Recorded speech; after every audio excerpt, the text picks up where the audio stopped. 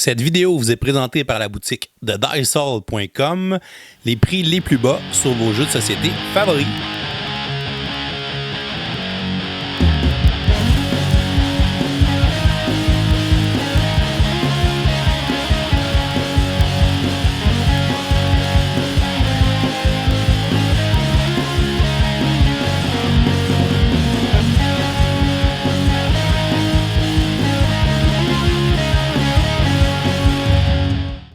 Bonjour chers amis joueurs, ici LP et bienvenue à un nouvel épisode de Kickstarter 101 or Not.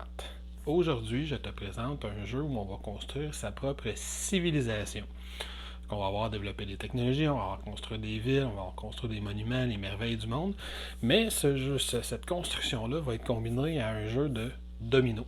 Et le jeu s'appelle donc Domination. On a un jeu de mots presque rusé là-dedans. Domination, c'est un jeu de Holy Grail Games. Ça va se jouer de 2 à 4 joueurs. La durée du jeu sur la boîte, on dit 80 à 120 minutes. Ça va être un peu plus long que ça, selon le nombre de joueurs que tu as. Une partie à 2, ça peut durer 90 minutes environ.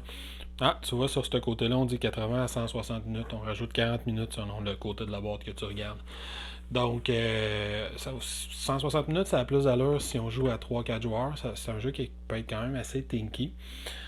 Donc, quel genre de jeu c'est, comment on installe ça, comment ça se joue. Ben, comme d'habitude, je te montre comment l'installer. Je t'explique les règles du mieux que je peux en faisant quelques erreurs à gauche à droite. Et je termine en te disant ce que j'en pense. Allons-y avec la mise en place. Première chose que chaque joueur va avoir à faire, c'est de se choisir évidemment une couleur de joueur. Les joueurs vont avoir grosso modo 4 types de jetons dans leur pile de jetons. Il y en a une grosse pile qui est tous le même jeton. On a des petits collants à les coller sur ces jetons-là la première fois qu'on a le jeu pour les identifier, qui vont représenter les cités. Pas les forteresses, mais les cités, les villes que le joueur va se construire. Fait que ça, il y en a une grosse pile, il va se prendre ça.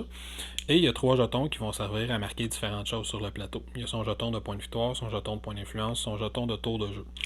Le plateau qui est juste ici va servir justement à marquer les points de victoire sur la tuile centrale, la partie centrale de la tuile, et les points d'influence sur l'espèce de contour extérieur de la tuile. Fait qu'en début de partie, on va tout simplement placer ces jetons-là près du plateau, prêt à marquer des points au fur et à mesure que la partie va avancer. Le joueur va monter son jeton de point de victoire sur cette piste-là et son jeton de point d'influence sur cette piste-là. Chaque joueur a également une espèce de série de petits jetons comme ça qu'il va ramasser, qui va aider à indiquer une fois qu'on a passé la barre des 100, on va juste recommencer au début en mettant un petit 100 en dessous. Et ça va jusqu'à 600 qu'on peut dépasser. Donc, on ne s'inquiète pas, on va en avoir des points. On a la même chose pour le jeton influence. Si jamais on passe le 50, on recommence à 0 en ayant son jeton 50 ici, puis on peut refaire le tour de la piste sans aucun problème. Ça, on va tasser ça du chemin. C'est la première chose que chaque joueur va avoir à faire. Et évidemment, chacun des joueurs fait la même chose avec les jetons de sa propre couleur. L'autre jeton, à quoi il sert? Il va servir sur la tuile berceau de la civilisation, qui est la tuile de départ. Ça, c'est une tuile sur laquelle, à partir de laquelle toutes les civilisations vont se déplacer. Elle est recto-verso, on la flippe au hasard pour déterminer dans quel ordre on joue, de quel côté on va jouer. Et on va brasser les jetons des joueurs et les placer tout simplement au hasard, en partant du premier joueur jusqu'au potentiellement 4e joueur. Dans ce cas-ci, j'ai 2 joueurs, donc 1 et 2. Quand ça c'est fait, ma mise en place générale, pour vrai, est pas mal terminée. Il reste un paquet de composantes à garder pas loin. On va avoir 2 boîtes comme celle-ci, qui sont les tuiles domino du jeu. C'est avec ça qu'on va construire nos civilisations. Chaque joueur va en piger 7 pour commencer la partie. On a le droit à un mulligan, donc si on n'aime pas certaines des tuiles qu'on a, on peut en jeter puis en repiger 7. On va garder nos 2 boîtes de tuiles pas loin du plateau une fois que ça va être fait. Il y a également un paquet de cartes technologiques qu'on peut développer. Ils viennent séparer en 3 niveaux dans des boîtes comme ça. Il y a 6 types de technologies qu'on peut développer qui correspondent aux 6 ressources du jeu. Fait qu'on va tout simplement placer ces boîtes-là près du jeu. On va avoir préalablement déjà classé tout ça. Fait qu'on a les technologies niveau 3, niveau 6 et niveau 9 dans chacune des boîtes. Et chaque boîte est faite exactement de la même façon. 3, 6, 9. On a 106 couleurs. Fait que ça, on se garde ça pas loin du plateau. Autre chose qu'on va garder aussi pas loin du plateau dans notre préparation générale, ce sont les cartes de domination. justement. Des cartes qui vont marquer des points, qui vont avoir différents effets sur lesquels je vais revenir. On en a 6 qui correspondent également aux 6 couleurs du jeu. On les affiche de façon bien visible sur la table pour que chaque joueur puisse les voir. Dans mon cas, à moi, ici, je vais en faire une belle pile sur le côté parce que j'ai pas assez de place. Mais normalement, on les met les 6 pour bien les voir. Je reviendrai sur l'effet que cette tuile-là ont. Qu'est-ce qu'il y a d'autre à faire comme mise en place générale? Il y a à choisir les merveilles pour le jeu. On a un paquet de merveilles, de grandes constructions qu'on peut bâtir. Le colosse, par exemple. Le phare, on a des temples, les grandes pyramides, etc. Il y en a certaines qui sont trop grosses, qu'on doit les démonter et les refaire tout au long de la partie, mais sinon, on peut les laisser monter comme ça dans la boîte. Et comment on fait pour savoir combien on en a et lesquels on place? On va faire un petit, pas tout à fait un draft, mais chaque joueur va avoir à piger 2 cartes d'un deck de cartes merveilles comme ça ici et décider laquelle des 2 cartes il met en jeu pour la partie. Fait que disons que mon joueur numéro 1 pige la grande muraille, les jardins suspendus, il décide qu'il va garder les jardins suspendus. Mon joueur numéro 2 pige la grande bibliothèque, le colosse, il décide que c'est le colosse qui va être en jeu. Qu'est-ce qu'on fait avec ces cartes-là? Chaque carte va venir avec un petit mini-deck de cartes. On va aller chercher le mini-deck de cartes qui a le même nom, le colosse. On va aller chercher le bon nombre de cartes, puis on va les placer dans l'ordre numérique. Fait 1, 2, 3, 4, 5 dans le cas de mon colosse. On va aller placer ça sur le petit carré noir qui est juste ici. Puis on va mettre ça visible, clairement visible pour chacun des joueurs. On va également prendre la figure du colosse elle-même, la placer près de la carte. On va faire la même chose avec mes jardins suspendus. Mes jardins suspendus, c'est une série de 4 cartes. Je vais aller chercher les 4 cartes correspondantes. On va les placer ici. Et celui-là, c'est celui-là, on va aller placer les jardins suspendus. Les autres merveilles, on n'en aura pas besoin pour la partie. Fait qu'on peut les faire dégager pour se faire un peu d'espace. Fait que pour les merveilles, ça fonctionne comme ceci. On peut les enlever du chemin. Puis notre mise en place générale n'est pas tellement plus complexe que ça. Il y a beaucoup de choses à vérifier. Il y a beaucoup de choses à placer. Mais ça ressemble à ceci. Chaque joueur a également une petite partie de mise en place individuelle à faire. Qu'est-ce qu'il lui reste à faire? Chaque joueur va avoir à se construire un arbre de technologie. Fait qu'il va commencer avec une carte qui va être dans sa zone de jeu. C'est à partir de cette carte-là de feu de campement que toutes ces technologies vont se développer. Chaque joueur va prendre ses 7 dominos. J'en ai déjà parlé. Chaque joueur va se prendre également une carte référence tour de jeu sur lequel il y a justement la construction d'un tour de jeu, comment ça marche, les points en fin de partie, etc. Et chaque joueur va avoir 6 cartes de référence qui vont expliquer, résumer toutes les cartes technologies qu'il y a dans ces petites boîtes-là. Fait que ici, mes cartes orange, sur la carte de référence orange, je vais avoir toutes les technologies possibles à acheter, les niveaux 3, les niveaux 6, les niveaux 9, la version de base, la version avancée. Fait que j'en ai-tu des techs? J'en ai des techs. Fait que chaque joueur va avoir un paquet de cartes comme ceci. Tout ce qui reste à faire, ou presque tout ce qui reste à faire, placer son tableau de ressources. Chaque joueur va avoir un tableau de ressources comme ça. Fait que ça, il y en a un par joueur. Dans le tableau de ressources, il y a les 6 ressources du jeu, la science, l'art, la culture, la militaire, la politique. Fait que chaque type de ressources correspond à un des aspects de cette civilisation-là. Moi, personnellement, je les appelle affectueusement orange, vert, jaune, bleu, mauve et rouge. C'est comme ça que je vais les appeler tout le long de la vidéo. Chaque ressource va commencer à 0. On va placer un petit jeton comme ça pour indiquer que le maximum de ressources possible est à 5 dans chaque type de ressources. Au fur et à mesure que la partie avance, mes maximums de ressources pourront monter dans certaines catégories. Je réexpliquerai comment. Chaque joueur va avoir un petit jeton comme ça à placer dans le bas de chacune des pistes pour compter il y a combien de ressources dans cette piste-là. Et ça, je fais dégager ça. Fait que ça, ici, dans le fond, on a le marqueur de ressources pour chacun des joueurs. Tout ce qui reste à faire pour les joueurs ensuite, c'est de piger ses cartes objectifs pour la partie. Chaque joueur va piger 2 cartes objectifs, disons égyptien ou viking, pas tout à fait dans le même coin du monde. Chaque joueur va choisir laquelle des 2 cartes objectifs il va avoir pour la partie. Les cartes objectifs lui donnent 5 buts pour la partie, et pour chacun des buts qu'il réussit à atteindre, il va marquer un certain nombre de points en fin de partie. Fait que si j'atteins 2 de mes 5 objectifs, je vais faire 20 points, mais si j'atteins tous les 5, je vais en faire 100. Fait que le joueur ici décide qu'il est un viking, glorieux et courageux. Finalement, on peut se prendre une carte tour de jeu non utilisée, la tourner pour marquer justement les tours de jeu. Le jeu va jouer en 15 tours. Dans un âge, il y a 5 tours de jeu. Fait que le premier joueur va prendre un tour de jeu, le deuxième en prend un, on passe au deuxième tour. On fait ça 5 fois. À la fin du cinquième tour de jeu, il y a une phase de score. On passe au deuxième âge. On recommence 5 tours, phase de score. On passe au troisième âge. On recommence 5 tours, phase de score. Et la partie se termine. Celui qui a le plus de points en fin de partie l'emporte. Et pour la mise en place, est-ce que j'oublie quelque chose? Non. Pour la mise en place, c'est complet. Maintenant, comment fonctionne la structure du jeu?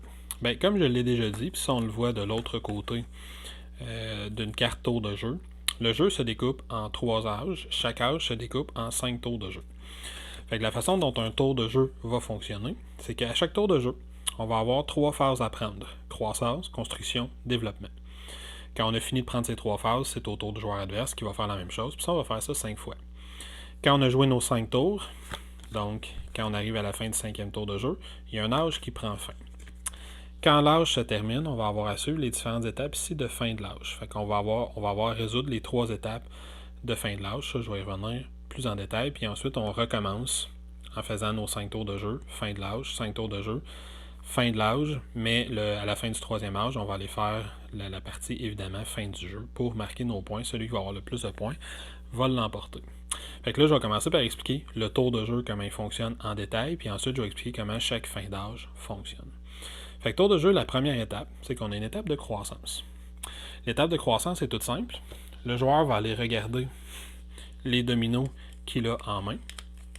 Les dominos vont avoir à chacun de leurs angles va avoir une couleur qui correspond à une des ressources du jeu.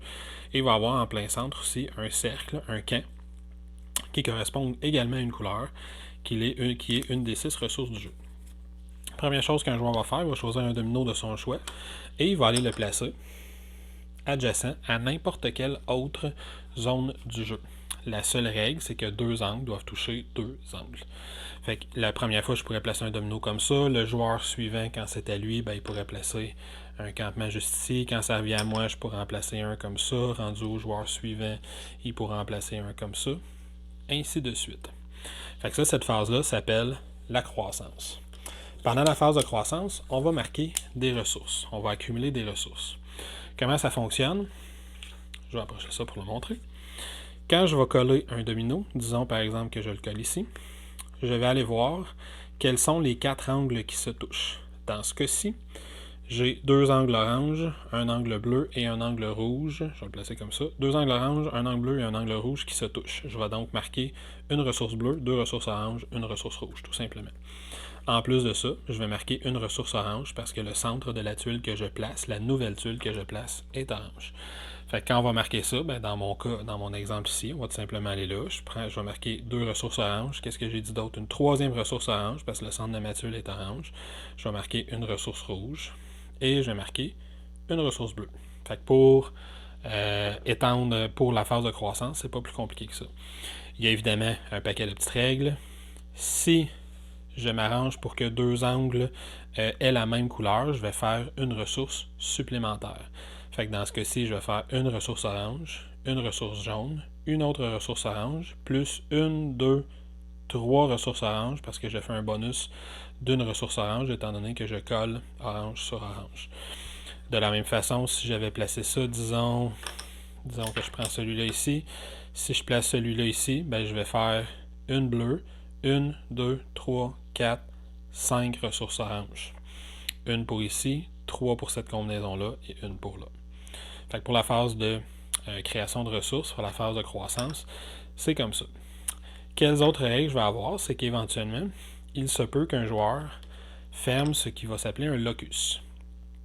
Quand un joueur place une tuile de façon à fermer un cercle de 6 angles, comme ceci, bien, au lieu de marquer, dans ce cas-ci, au lieu de marquer les angles qui se touchent, il va marquer les 6 angles qui sont maintenant fermés. Fait que dans ce cas-ci, le joueur ferait un vert, 2 rouges, 2 bleus, 1 orange, toujours en plus du vert qu'il a placé, du cercle central de la tuile qu'il a placé. Les autres règles que je vais avoir quand on va placer des ressources, c'est au fur et à mesure qu'on va construire des cités un peu partout sur le plateau. Les 2 joueurs vont avoir la possibilité de construire différentes cités au fur et à mesure que la partie va avancer. Les cités peuvent être de 3 niveaux. Il peut y avoir des cités de niveau 1 comme ça, de niveau 2 comme ceci, ou des cités de niveau 3 comme ceci. C'est tout simplement le nombre de jetons empilés sur la même zone. À chaque fois que des ressources sont collectées sur une tuile où il y a une cité, le joueur possédant la cité va marquer 1, 2 ou 3 ressources de la couleur sur laquelle il y a la cité. Ce que je veux dire, c'est que si plus tard dans la partie, moi ou un autre joueur, peu importe la couleur du joueur, si je viens placer une tuile ici pour marquer un vert, un orange, un mauve, un jaune et un autre vert, ben moi je vais marquer ces ressources-là, mais le joueur blanc, que ce soit moi ou un autre joueur, il va marquer 2 ressources oranges parce qu'il y a une cité connectée à une tuile sur laquelle sur la nouvelle tuile que je place. Et cette cité-là est de niveau 2, donc il marque 2 ressources. Si au tour suivant, un joueur, par exemple, vient placer une tuile ici, ben, il va faire bleu, vert, bleu, orange et rouge, mais le joueur noir va faire 3 ressources rouges. La règle fonctionne également si on complète un locus. Fait que si, par exemple, on était dans cette situation-ci et un joueur, peu importe lequel, vient compléter ce locus, mais ce joueur-là va faire 2 rouges, 2 bleus, 1 orange et 2 verts, mais le joueur blanc va faire un orange, le joueur noir va faire 3 rouges et le joueur noir va faire 1 orange. Pour la collecte de ressources, c'est comme ça que ça fonctionne. Fait qu'on place un domino, on collecte les ressources en respectant les règles dont je viens de parler. Quand la phase de croissance est terminée, donc on a placé une tuile et on a produit de la connaissance. La connaissance, c'est le nom que le jeu donne aux 6 ressources des 6 couleurs différentes. Ensuite, on arrive dans la phase de construction. Dans la phase de construction, j'ai grosso modo 2 options qui le déclinent en 3. Je peux construire une cité, je peux améliorer une cité qui est déjà existante, ça c'est ma première option, ça a donc à voir avec les cités, ou je peux construire un niveau de merveille. Comment ça marche? Commençons par les villes, c'est super simple. Si je décide de prendre l'option construire une cité, ben je vais prendre n'importe quelle tuile du plateau. Fait que si par exemple j'ai placé ça ici dans ma phase 1, fait que dans ma phase 1 j'ai fait 1, 2, 3, 4 à cause du bonus, 5 ressources vertes et une ressource orange.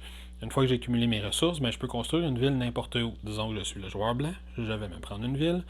Mes options vont comme suit. Si je veux construire une ville ici, ici ou ici, parce que je ne suis pas obligé de la construire là, je peux la construire n'importe où, j'ai tout simplement à payer 3 ressources de la couleur où je veux placer ma nouvelle ville. Fait que, par exemple, je veux placer 3 vertes, je peux placer une ville là.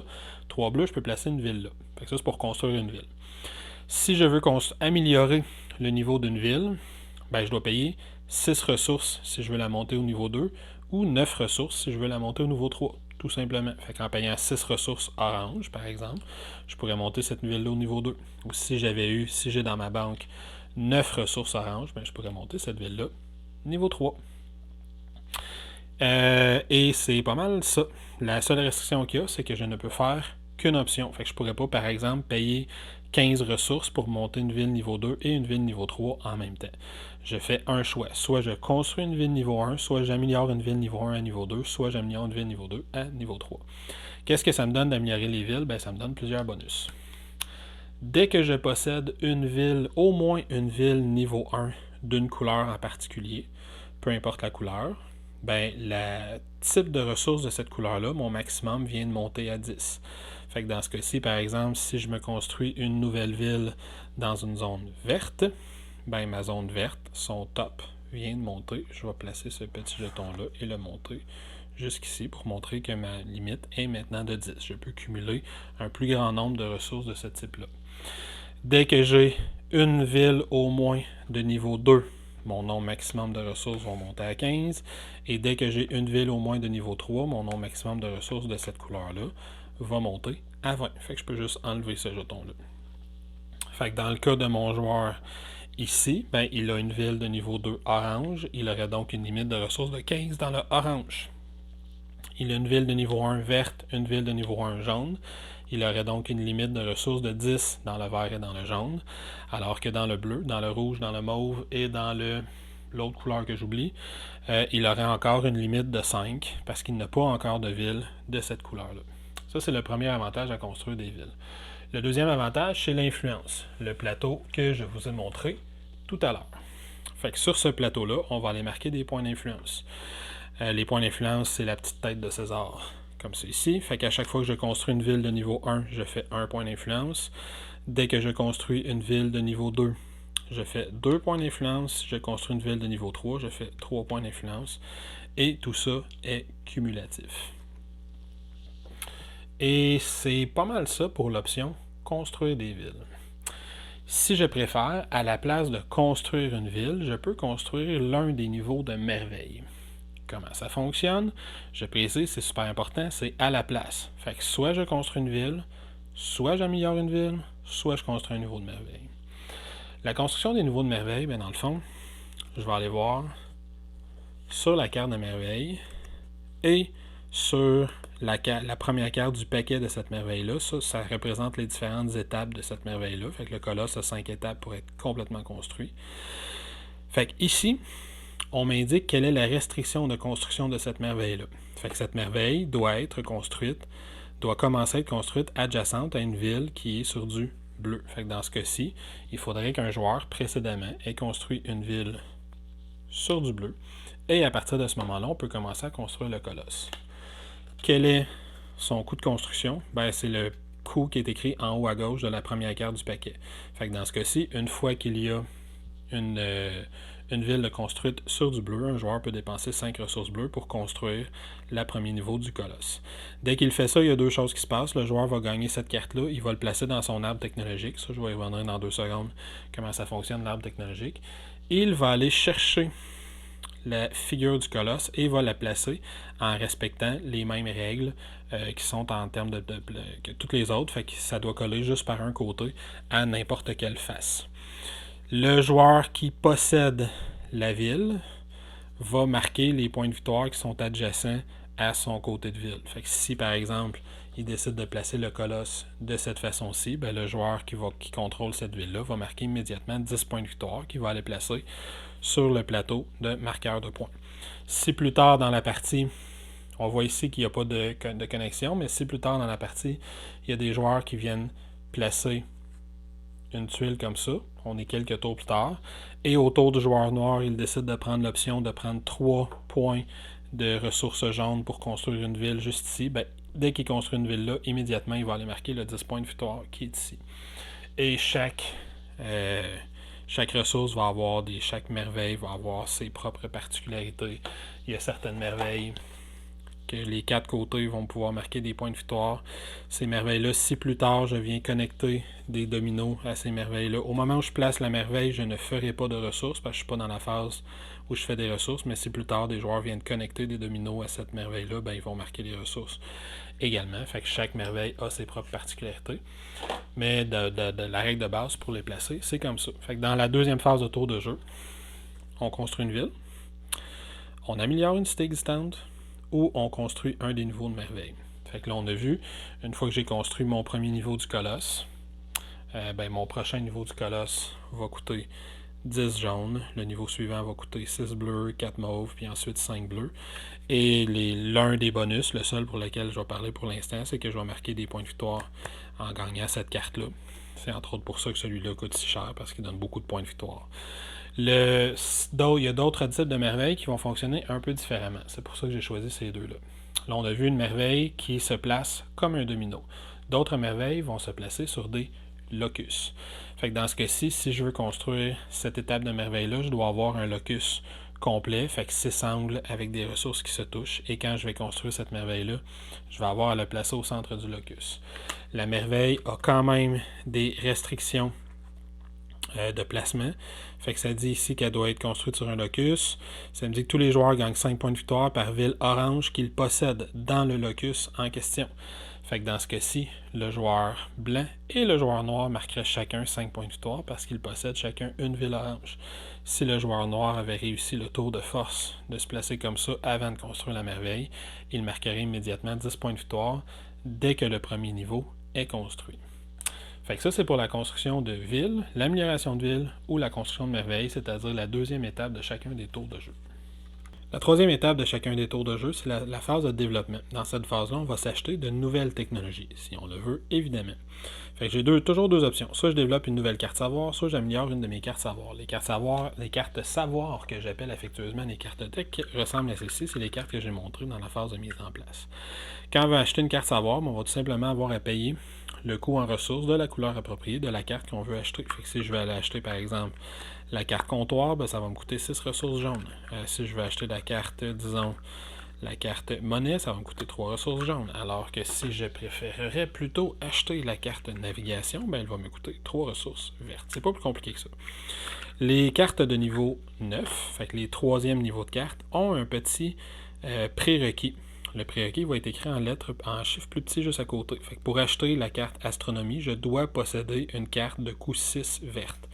Pour acheter la carte chimie, je dois posséder dans mon arbre de technologie une carte de coût 3 de coût rouge. Pour acheter par exemple la carte imprimerie, je dois posséder une carte 3 orange, ainsi de suite, vous avez compris le concept. Qu'est-ce que je dois faire quand j'achète une carte? Disons qu'à mon premier tour de jeu, j'ai fait 3 ressources vertes. Fait que sur mon plateau de jeu, sur mon plateau de ressources qui ressemble à ceci, je me suis monté comme ça. Disons, j'ai 4 ressources vertes. Je veux acheter cette carte-là, donc je paie 3 ressources vertes, je les descends. Je dois maintenant placer cette carte-là dans mon arbre de technologie. La façon que ça fonctionne, c'est que vous voyez que chaque carte tech a des espèces de demi-cercles de couleurs. Les blancs sont des jokers. Fait que les blancs, c'est des wild, donc je les considère comme la couleur de mon choix. Fait que la première carte que je vais avoir à placer, je vais la placer où je veux, à l'intérieur de mon arbre de technologie, pour compléter un demi-cercle. À partir du moment que j'aurai placé une carte, si plus tard dans le jeu, j'achète une nouvelle carte, mais j'aurai à la faire fonctionner avec au moins un des cercles de couleurs à l'intérieur de mon arbre de technologie. Fait que je pourrais la placer ici parce que les blancs sont wild, je pourrais la placer là parce que les blancs sont wild, je pourrais la placer là parce que je complète un cercle vert, mais je ne pourrais pas la placer là parce que le cercle ne fonctionne pas. Par contre, si plus tard dans la partie, j'achète, disons, cette carte-ci, elle, je pourrais la placer comme ça parce qu'il y a au moins un cercle qui fonctionne. Fait que je vais faire fonctionner juste un cercle. Fait que ici, mon cercle wild, dans ce cas-ci, il est considéré comme du jaune parce qu'il colle à du jaune. Fait que même si lui, ça marche pas, c'est pas grave, lui, ça marche. Fait que pour l'arbre de tech, c'est ça. Je vous ai dit tantôt que je vous expliquerai les cartes de merveille. Fait que quand j'ai construit mon colosse tout à l'heure, j'ai gagné cette carte-là. Ça fonctionne comme une carte de technologie. Fait que je dois le placer pour qu'il fonctionne quelque part dans mon arbre. On voit ici que la carte du colosse est quand même assez puissante parce qu'elle a 2 côtés wild. Fait que je pourrais tout à fait la placer comme ça ici. Petite règle importante, je ne peux pas placer un wild sur un wild. Ça se fait pas. Fait qu'en prenant mon colosse, je pourrais pas le placer là, je pourrais pas le placer là, mais je pourrais le placer comme ça ici, ou je pourrais le placer comme ça ici. Certaines cartes, je sais pas si je vais vous en trouver une rapidement, certaines cartes ont des côtés noirs, ça veut dire que ça barre complètement, je peux rien coller de ce côté-là. Fait que pour l'art de technologie, c'est pas plus compliqué que ça. Fait que je paye 3, 6 ou 9 selon la ressource que je veux, puis je la place à l'intérieur de mon arbre en respectant les règles de placement de cercle. La deuxième option que j'ai, au lieu d'acheter une nouvelle carte de technologie, je peux améliorer une carte de technologie que je possède. Les merveilles, elles, ne s'améliorent pas, évidemment. Fait que je fais tout simplement repayer le coût que j'ai déjà payé. Fait que si, à un tour de jeu, disons, j'achète la carte optique, la carte optique, où est-ce que je peux la placer? Pas à grand place. Fait que je vais la placer ici, par exemple. Mon wild blanc me permet de la placer là. À mon tour de jeu suivant, je repaie 6 de ressources vertes pour la tourner de côté. Fait que la carte va s'améliorer, le cercle va encore fonctionner, c'est sûr et certain. La carte va me donner des points de victoire que je vais immédiatement ajouter sur la piste de points de victoire. Et le pouvoir va s'améliorer de la carte. Fait qu'à tous les tours de jeu, dans ma troisième phase de jeu, j'ai le choix. Soit j'achète une nouvelle carte savoir, les cartes de technologie, soit j'en prends une qui est déjà dans mon arbre de technologie et je l'améliore en repayant le coût une deuxième fois et en tournant la carte sur son côté foncé. Toutes les cartes ont une amélioration possible. Ils ont un côté foncé de l'autre côté.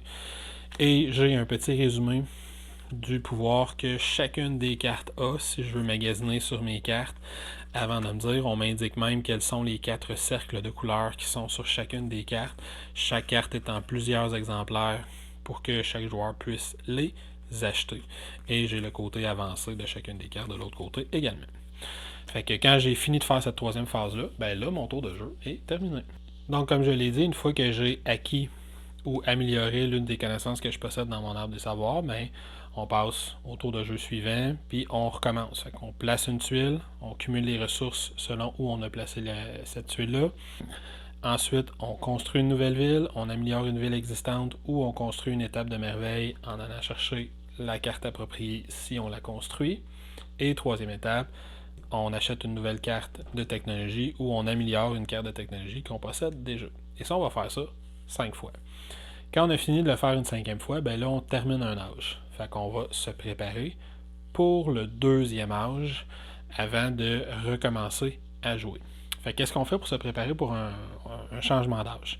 Première chose qu'on va faire, c'est qu'on va activer tous les effets de fin d'âge qu'on a dans notre arbre de texte si on en a. Par exemple, je pourrais avoir une carte comme celle-là qui me dit que pour chaque nodus de domaine différent que j'ai dans mon savoir, je marque 2 points de victoire. Qu'est-ce que c'est des nodus? Ben, c'est les espèces de petits cercles de couleurs que je complète. Je rappelle que les blancs sont des wild, fait que dans ce cas-ci, j'aurais par exemple un nodus vert ici, un nodus rouge là, ça fait 1, 2 différents, j'ai un jaune là, 3 différents, j'ai un mauve juste ici, je sais pas si on le voit, j'ai un mauve ici, ça fait 4 différents. Donc je marque 8 points de victoire que je rajoute directement sur la piste de points de victoire. Deuxième chose qu'on va faire, on va aller résoudre l'influence. Comment ça fonctionne, l'influence? Bien, l'influence va me faire 2 choses à la fin de chaque âge. Première chose, c'est que le joueur le plus avancé sur la piste d'influence peut assimiler le savoir d'un autre joueur. Comment ça fonctionne, assimiler le savoir? Bien, ça va dépendre où on est sur la piste d'influence. Je vois que le joueur blanc est juste ici. S'il a dépassé au moins le 2, il peut assimiler un savoir qui coûte 3 ou moins. S'il a dépassé le 12, il peut assimiler un savoir qui coûte 6 ou moins. Et s'il dépasse le 22, il peut assimiler un savoir qui coûte 9 ou moins. Assimiler un savoir, c'est tout simplement d'aller copier la carte savoir d'un autre joueur et non pas de la voler. Fait que par exemple, il pourrait décider d'améliorer, de copier l'optique, il pourrait décider de copier la navigation étant donné qu'il est rendu. Fait que quand on va copier, on va tout simplement prendre une carte qui a le même nom parce qu'il vient en plus qu'un exemplaire. Le joueur qui se fait copier ne perd pas sa carte. Si le joueur décide de copier optique, il va la gagner dans sa zone, mais s'il possédait déjà optique, comme le joueur ici a la version avancée, s'il décide d'assimiler la version avancée d'optique, il pourrait lui également tourner sa carte en version avancée. Mais pour pouvoir faire ça, il faut déjà posséder la version de base. Sinon, je peux toujours copier la version de base si je ne l'avais pas. Deuxième chose qu'on fait avec l'influence, c'est tous les joueurs vont les marquer en points de victoire. Fait que le joueur noir ici a 10 points d'influence, fait qu'il passerait de 34 à 44. Le joueur blanc a 13 points d'influence, fait qu'il va passer de 39 à 52 avec ses 13 points d'influence. Et ça, c'est pour l'influence. L'influence, on la garde d'un tour de jeu, il ne revient pas à 0, fait que le joueur noir et blanc, respectivement, commencerait à 10 et 13 pour le tour suivant. Autre chose qu'on va faire, c'est qu'on va on va voir des majorités pour distribuer les 6 cartes de domaine. Fait que les 6 cartes qui correspondent aux 6 types de ressources qu'il y a à l'intérieur du jeu. Comment on va faire ça? Bien, on va aller vérifier chaque joueur qui lui reste le plus de ressources de chacun des types de ressources à l'intérieur du jeu. On va les faire les 6 en les passant une par une. Fait que la règle n'est pas très complexe. Celui qui a le plus de ressources vertes gagne 2 points de victoire qu'il marque immédiatement sur la piste de points de victoire et gagne la carte verte pour le 2e âge. Celui qui a le plus de ressources rouges gagne 6 points de victoire ou 0 si on joue à 2 et gagne la carte rouge pour le prochain âge. Celui qui a le plus de ressources mauves, 5 points la carte mauve, 4 points la carte bleue, 3 points la carte jaune, 1 point la carte orange. Qu'est-ce qu'elles font cette carte-là? Bien, pendant le prochain âge, chaque carte va me donner un pouvoir. Par exemple, le orange. Pendant cet âge, pendant un des tours, je peux placer 2 tuiles domino au lieu d'en placer juste une. Puis ensuite, je vais retourner la carte. Le joueur jaune. Mes campements produisent un de plus que leur couleur pendant l'âge. Les campements, c'est les cercles qui sont comme ça ici. Ça veut dire que quand je vais placer un domino pendant cet âge-là, le cercle va valoir plus 1. Au lieu de me donner juste une ressource, il va en donner 2. Le diplomate, je gagne immédiatement 2 points d'influence. Ainsi de suite, le rouge, il me permet de déterminer l'initiative pour la prochaine ère, etc., etc. Fait qu'ils donnent tous un pouvoir. Une fois que ces cartes-là sont distribuées, on va remplacer nos dominos. Donc les joueurs, normalement, il leur reste 2 dominos en main. Ils vont repiger pour se rendre. Ils peuvent décider de défausser les dominos qui leur restent, ils ne sont pas obligés de les garder. Et ils vont repiger pour se rendre à 7 dominos. Autre chose super importante, après avoir marqué les majorités, toutes les ressources retombent à 0. Peu importe on en avait combien sur notre piste de ressources. On ne garde aucune ressource d'un tour à l'autre. Il peut y avoir différentes cartes qui vont me donner des ressources, soit au début de mon tour, ou des fois il va y avoir des cartes qui vont me dire au début de l'âge, on va gagner un certain nombre de ressources pour se préparer pour l'âge supplémentaire. Mais d'un âge à l'autre, à moins d'indication contraire, on ne garde aucune ressource. Fait que quand ça s'est fait, on a mis nos ressources à 0, on a replacé les jetons, prêts à commencer le prochain tour. On a nos sets de dominos en main. On continue comme ça. Fait que place un domino, construit une ville, améliore une ville ou place une étape de merveille. Ensuite, développe une nouvelle carte technologie ou améliore une existante. On passe au tour suivant. Chaque joueur fait ça. Quand on fait ça, on a un deuxième âge, on fait exactement la même chose. Fait que vérifier qui est en avance dans l'influence. Il va copier une technologie d'un autre joueur. Les joueurs vont marquer leur point d'influence. On va activer nos effets de fin d'âge. On va redistribuer ces 6 cartes-là. Puis quand on a fait tout ça, on va rejouer 5 tours de jeu. Puis on va faire un dernier âge. Le dernier âge, la seule différence qu'il y a, on va quand même copier des techs. On va quand même faire les points d'influence. Ils vont se remarquer en points de victoire. On va quand même distribuer toutes ces cartes-là. Mais cette fois-ci, au lieu de les distribuer de ce côté-ci, on va les distribuer de l'autre côté et elles vont toutes valoir 3 points de victoire. Simplement, chacune des cartes vaut 3 points de victoire. La seule autre différence qu'il y a en fin de partie dans le dernier âge, c'est qu'on va aller vérifier notre carte objectif, si on a réussi à atteindre différents objectifs ou non. Puis là, on va avoir un paquet d'objectifs différents. Par exemple, si je me suis rendu à 40 d'influence, si j'ai 3 nodes verts, 5 nodes mauves et au moins 3 nodes jaunes dans mon arbre de technologie, si j'ai 5 technologies parmi les niveaux 3 de vert, mauve ou jaune, et si j'ai 5 autres technologies parmi les niveaux 6 de niveau toujours de couleur vert, mauve ou jaune. Si j'ai 10 villes qui ne se connectent pas entre elles, fait que si j'ai au moins 10 villes sur le plateau, mais qui ne sont pas connectées entre elles. Par exemple, si j'aurais 3 villes, mais elles sont connectées, fait qu'elles compteraient juste pour une, alors que le noir a 3 groupes de villes. Fait que si on atteint des objectifs, on va aller marquer 10, 20, 40, 70 ou 100 points de victoire de plus selon le nombre d'objectifs qu'on a réussi à atteindre à la fin de la partie. Et ça fait le tour pour domination. Donc voilà pour domination. Fait que domination, les composantes, comme d'habitude, je trouve que c'est un jeu, surtout pour le prix qui est, c'est pas un jeu super dispendieux, puis c'est un jeu qui a vraiment des super belles composantes. C'est sûr que pour un jeu de civilisation, tout est rendu extrêmement abstrait, parce que ça littéralement, c'est les tuiles terrain, fait que ça veut rien dire. J'ai 3 types de ressources dans les 3 coins, puis j'ai une autre ressource dans le centre. C'est pas mal ça que ça veut dire. Mes villes, bon, les pions, c'est de la bonne qualité, mais visuellement, c'est pas super impressionnant, mettons, sur une table. Les merveilles, par contre, c'est bien réussi. Sont super, là. C'est correct. C'est des standees, c'est bien. Fait que, tu sais, au niveau des composantes, c'est de la très bonne qualité, mais c'est pas eye-popping. C'est pas quelque chose qui va flasher tant que ça sur une table. C'est un jeu qui prend beaucoup de place aussi, mais tout est fonctionnel. Fait qu'on a des boîtes pas très belles, mais on a des boîtes qui tiennent toutes nos cartes, ça vient avec le jeu. Même chose pour les dominos. Ça vient dans des boîtes qui sont déjà faites, qui sont déjà préparées. Ils sont même déjà placés dedans en début de jeu. La qualité des cartes est correcte. Pas super, mais correct. Il y a un petit fini un peu lustré dessus. Fait que c'est ça. Pour les composantes, je suis très satisfait. C'est fonctionnel. La seule affaire qui me fatigue peut-être un petit peu dans les composantes, il y a 2 choses qui me fatiguent un petit peu. Il y a ce tableau-là, il est bien fait, mais ça bouge quand même pas pire. Puis on l'accroche, puis il change de place, puis il n'est pas toujours fixe.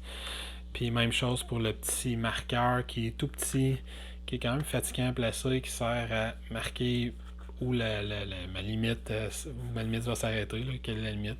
Ça tombe, ça se lâche. C'est quand même renfoncé, là, fait que ça tient relativement bien, mais bon, ça me... C'est pas parfait, ça m'achale un petit peu. L'autre chose qui m'énerve, c'est ça, par exemple. C'est la Grande Muraille de Chine. Elle rentre pas toute montée dans la boîte. Fait que la Grande Muraille de Chine, je dois la défaire à chaque fois que je sers la boîte. Ou si c'est celle-là que je prends pour une partie, la remonter, etc. Fait que ça, c'est quand même fatigant.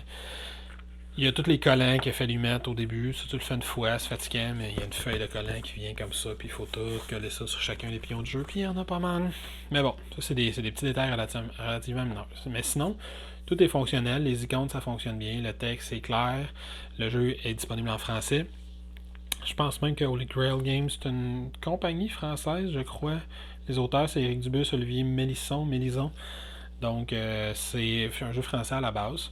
Fait que les règles, c'est super bien écrit, c'est super clair. Ces petites cartes de référence-là sont indispensables parce qu'il y a énormément de tech dans le jeu. Fait que d'être capable de lire qu'est-ce que je veux comme pouvoir particulier en utilisant ces cartes-là et non pas en passant là-dedans, c'est super pratique. Fait que bref, satisfait au niveau des composantes. C'est pas un jeu extraordinaire au niveau des composantes, mais satisfait. Au niveau du gameplay, c'est un jeu que j'ai vraiment beaucoup aimé. Je suis un grand fan des jeux de civilisation. Et lui a la particularité d'avoir rendu ça extrêmement abstrait. On place une tuile, on fait des ressources, on place un jeton qui représente une ville, on peut potentiellement refaire d'autres ressources, on place une carte qui me donne des pouvoirs dans une espèce de grille de pouvoirs, puis on recommence. Le jeu est plus rapide, il se joue plus rapidement que ce que j'aurais pensé, parce qu'on joue juste 15 tours, puis on se rend compte rapidement, surtout le premier âge, de dire attends un peu, j'ai déjà rendu à mon 4e tour, on a déjà fait le tiers de la partie, on arrive au tiers de la partie, puis j'ai juste placé 4 dominos, j'ai pas l'impression que j'ai fait grand chose, fait que ça. C'est pas qu'il dure nécessairement très rapidement dans le temps, mais on a l'impression qu'il passe très très vite, ce qui est quand même positif pour un jeu. C'est plus le fun d'avoir l'impression, un jeu long que t'as l'impression qu'il passe vite, qu'un jeu vite que t'as l'impression que c'est long. Fait que ça c'est un feeling que j'ai beaucoup aimé. Puis l'affaire que j'ai trouvé le plus intéressant, parce que les deux premières décisions sont relativement simples. Je place un domino là pour faire telle ressource, je construis une ville à tel endroit. C'est de construire ça, toutes les possibilités que ces petites cartes-là ouvrent, comment je vais les combiner, quelles cartes je vais améliorer ou non, comment je vais placer mes cartes de merveille à l'intérieur de ça. C'est super intéressant de construire son arbre, puis d'une partie à l'autre, d'essayer de faire quelque chose de différent. Puis il y a beaucoup de cartes de technologie qui disent à chaque fois que tu complètes un cercle rouge, gagne tel bonus au début de ton tour de jeu, gagne tel bonus au début de chaque âge ou à la fin de chaque âge, gagne tel bonus. À partir de maintenant, les villes te coûtent un de moins. Fait ça t'ouvre énormément de possibilités sur comment aller gérer ce qui se passe sur le plateau, comment tu vas faire ton influence. Comment tu vas gérer tes points de victoire, comment tu vas gérer les merveilles qui sont sur le plateau. Fait que ces petites cartes technologie-là, de la façon que ton arbre se construit, prend beaucoup de place, là, mais de la façon que ça se construit, ça t'ouvre énormément de possibilités au niveau du gameplay, au niveau de la prise de décision que tu vas avoir pendant la partie. Puis moi, personnellement, j'ai trouvé ça vraiment hyper intéressant. Moi, ça a été mon jeu de l'année, mon jeu euro de l'année dans le top de l'année qu'on a fait 2019 dans la catégorie euro. J'ai pas joué à tant d'euros que ça dans les nouveaux en 2019. Il y en a plusieurs que j'ai pas encore essayé, le barrage, puis il y en a un autre que je veux jouer, Black Angel, j'ai même pas encore joué. Mais dans les euros que j'ai joué, c'est celui qui m'a frappé le plus parce que j'aime la thématique des civilisations, même si elle est semi-présente à l'intérieur de celui-là. Puis j'aime beaucoup la façon dont l'arbre de tech se construit, la façon dont on gère ses ressources avec ça. J'ai trouvé ça super intéressant. Le seul défaut que je dirais que j'ai trouvé au niveau du gameplay, c'est cette carte-là, qui est la carte d'objectif. Parce que la carte d'objectif, il y a 5 étapes d'objectifs qu'on peut atteindre, puis il y a une belle variété, là, ça c'est pas un problème, là, il y a vraiment beaucoup de cartes. Chaque carte a 5 objectifs différents. Les types d'objectifs se retrouvent d'une carte à l'autre, genre avoir tant de notes de telle couleur, avoir tant de villes qui sont connectées ou pas connectées, mais j'ai pas vu 2 fois exactement le même objectif. Il y a toujours des petites variantes. Cela étant dit, il y a une grosse marche entre chacun des bonus de points que ça donne. Si j'accomplis un objectif, je fais 10 points. 2 objectifs, c'est 20 points. Fait qu'il y a juste une différence de 10 points entre les deux. Ça se rattrape de d'autres façons dans le jeu. 3 objectifs, 40 points. Ah, là, je suis rendu à 20 entre le 2 et le 3. Ça commence à être beaucoup. 70 points entre le 3 et le 4. Fait que c'est 30 de différence. Puis 100 points entre le 4 et le 5. La démarcation est, selon moi, trop grande. Quelqu'un qui réussit à faire son 5e objectif sur sa dernière action ou avant-dernière action du jeu, puis l'autre ne réussit pas à le faire, souvent c'est cette action-là qui vient déterminer le vainqueur, puis c'est ce 30 points-là. Il est assez dur à rattraper de d'autres façons, parce que c'est des jeux qui finissent... Les parties que j'ai jouées, je n'ai pas joué beaucoup, les parties que j'ai jouées ont fini à l'intérieur de ce 30 points-là d'écart. Mais si on enlevait juste cette dernière étape-là, ça se jouait par quelques points. Fait que souvent, c'est le joueur qui réussit à faire sa 5e étape, paf, ou sa 4e, selon la partie. Paf, il marque tellement de points que ça devient difficile à rattraper pour les autres. C'est la seule petite affaire qui m'a achalé. Mais c'est pas assez majeur pour que ça soit une grosse critique négative au jeu. C'est vraiment un petit point. Fait que ça devient très important d'essayer de compléter le plus d'objectifs qu'on peut là-dessus, évidemment. Ça, on peut pas passer à côté. On peut pas les faire et espérer gagner la partie. Fait que cela étant dit, j'espère que ça vous a éclairé un petit peu sur le type de jeu que c'est. Fait que c'est un jeu de civilisation extrêmement abstrait avec un arbre de technologie hyper intéressant de la façon que ça fonctionne. Et le range de prix là, est pas tellement haut. Il est une cinquantaine de dollars en magasin. Fait que pour le nombre de trucs qu'il y a à l'intérieur et la rejouabilité qu'il y a dans ce jeu-là, c'est vraiment un excellent rapport qualité-prix. Cela étant dit, donc voilà. Domination, Holy Grail Games. Fait que c'est un excellent jeu. J'ai très hâte de rejouer plusieurs parties. Et sur ce, j'espère que les explications vous auront été utiles. Et je vais vous souhaiter une excellente fin de journée. Venez vous abonner, nous visiter sur notre page Facebook, notre page YouTube, la chaîne YouTube. Venez nous visiter Instagram, Twitter. Vous pouvez nous supporter également sur Patreon pour qu'on continue de fournir du matériel que l'on espère être d'excellente qualité. Sur ce, ciao!